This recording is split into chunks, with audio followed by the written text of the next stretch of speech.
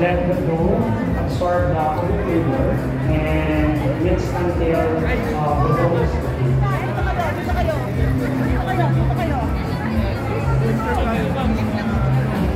After mixing, let's see, a little bit.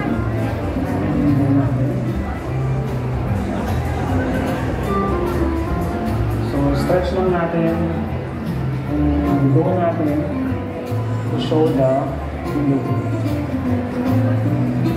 So, pag ganito na nasa-stretch yung dough, okay na. Okay? So, let's remove from our mixer.